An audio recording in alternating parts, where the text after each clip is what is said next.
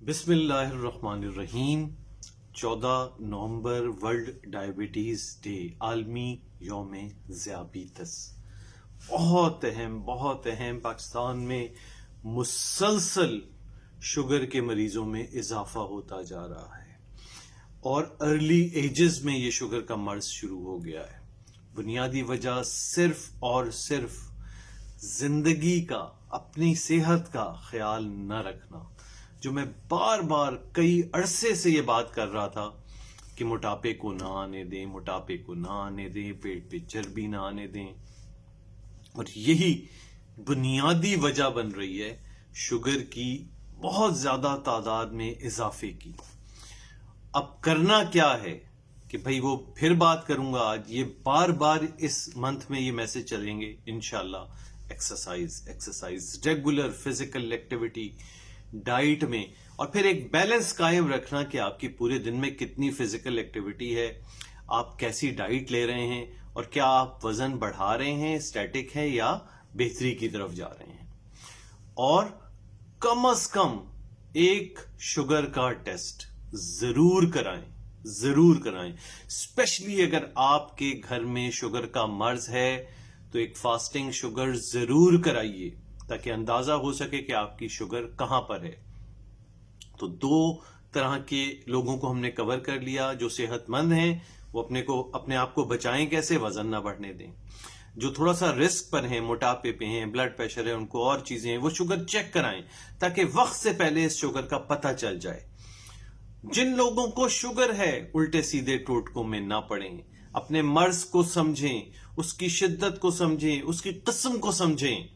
یہ نہیں ہے کہ فلاں پانی پڑا ہوا پی لیا تو شوگر ٹھیک ہو جائے گی۔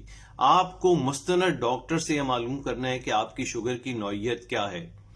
کیا یہ صرف دوائی کے پرہیز، وزن کم کرنے، ایکسرسائز سے کم ہو کے نارملائز ہو جائے گی؟ اور ایسا ہو سکتا ہے، لیکن یہ فارمولا ہر قسم کی شوگر پہ اپلائی نہیں ہوگا۔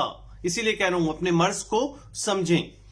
دوسری نوعیت کی وہ شوگر ہے جو اب اس درجے میں پہنچ گئی ہے کہ کسی نہ کسی مقدار میں آپ کو گولیاں لینی پڑیں گی، اور پھر آپ اس کا فریکوینٹ چیک رکھیں، اور صرف شوگر کا چیک نہیں، اس کی پیچیدگیوں کا بھی، کہ وہ آنکھوں کو تو متاثر نہیں کر رہی، پیر تو آپ کے خراب نہیں ہو رہے، آپ کے گردوں کو تو اثر نہیں کیا ہے، دل پہ کسی قسم کا اثر تو نہیں آ گیا ہے۔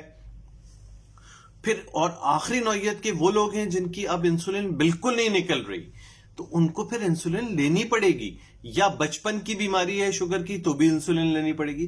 تو بہت ضروری ہے جن لوگوں کو شوگر ہے وہ اپنے مرض کو سمجھیں کسی اچھے سمجھدار ڈاکٹر سے کہ آپ کے مرض کی نوعیت کیا ہے، اس کا علاج کس طریقے سے ہوگا، اور ہم سب مل کے اگر یہ تینوں لیول پہ صحت مند لوگ شوگر کو آنے نہ دیں، جن کو شوگر سٹارٹ ہو رہی ہے وہ شوگر کا ٹیسٹ کرا کے جلد معلوم کریں کہ ان کو شوگر ہے یا نہیں ہے، اور جن کو شوگر ہو گئی ہے وہ اس کا بڑے اچھے طریقے سے علاج کریں تاکہ آپ کو دل کے ڈاکٹر کا سامنا نہ کرنا پڑے۔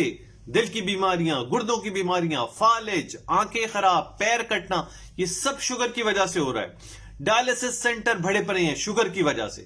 تو ان باتوں پر عمل کر کے خود بھی سنیں، اوروں کو بتائیں، پھیلائیں، صحت کو ترویج دیں تاکہ ہم صحت مند رہیں، بیماریوں سے بچیں، ہسپتالوں کے خرچے، ڈاکٹروں کے خرچے، دوائیوں کے خرچے، ان سب سے ہم بچ سکیں۔